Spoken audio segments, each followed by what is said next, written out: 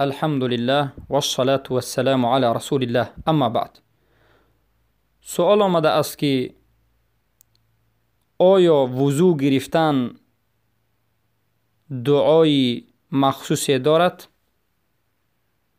در حالت شستن دست، روی، مزمزه کردن و استنشاق کردن و در حالت شستن پای و مس کشیدن آیا دعای در طهارت کردن وضو گرفتن وجود دارد؟ بارک الله فیکم. دعای طهارت دو تاست که معروف است. اولا دعا این بسم الله است. وقتی که به طهارت کردن شروع میکنید، اگر طهارت کردن در بیرون حمام باشد، در بیرون امروزه حمام ها باشد، در بیرون در دهات یا که در لب جوی یا دریاچه ها باشد، در این حالت بسم الله میگید، آب رو میگیرید، به طهارت کردن شروع میکنید. شستن دست و مزمزه کردن و ببینی آب گرفتن رو شستن شروع میکنید و هیچ دیگر دعایی ندارد. اگر اما از این درون این حمام هایی که امروز در خانه های بسیار طبقه بسیار آشنا وجود دارد، در اینجا طهارت کردنی باشد، پیش از این که به حمام می‌دارید، جایی که هم غسل میکنید هم طهارت میکنید، پیش از این که داخل میشوید در اینجا بسم الله میگید، داخل میشوید و طهارت میکنید.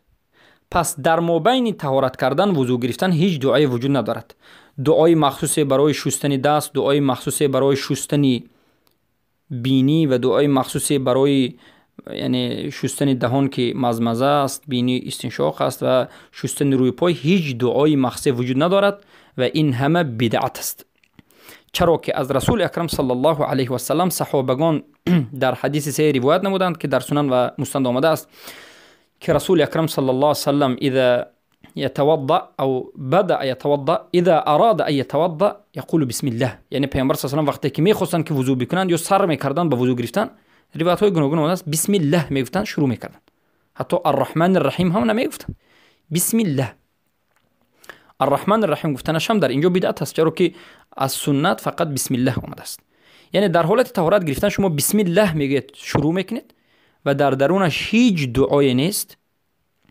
آرام طهارت رو انجام میدهید. اگر بعضی صحبت کنیدن باکی ندارد، خاموش ایستید بهتر است، اما صحبت کنیدن باکی مشکلی ندارد. و بعد از اینکه طهارت به پایان رسید در این حالت در آخر که طهارت رو کردید و از حمام بیرون شدید یا که طهارت رو کردید و شدید، در این حالت دعا دارد. البته دعا اولینش لا اله الا الله وحده لا شریک له له الملك و له الحمد و هو على كل شيء قدیر است. چخیلی که در حدیث صحیح روایت شده است از ابو هریره رضی الله عنه و غیر ابو هریره در روایت های گوناگون که رسول اکرم صلی الله علیه و سلم گفتند هر کسی که وضو بگیرد و بعد از وضویش این دعا را بگوید، از کدام در هشتگانه جنت خواهد داخل می شود. حدیث صحیح است، حدیث صحیح است. و ابو بکر صدیق میگن که و انا یا رسول الله، و من چه ای رسول الله؟ حضرت رسول الله به ابو بکر میگن که تو نیست، یعنی تو هم ابو بکر از کدام درهای جنت خواهی داخل میشوی. پس هر کسی که طهارت میکند در اول طهارت بسم الله و در آخر طهارت لا اله الا الله. و در بعضی روایات ها آمده است در سنت و مسند که اللهم اجعلنی من التوابین و اجعلنی من المتطهرین. این هم روایت است و شیخ البانی صحیح گفته است، یعنی الله مرا از جمله توبه کنندگان و از جمله پاکان گردان. اما دیگر دعای ثابت نشده است.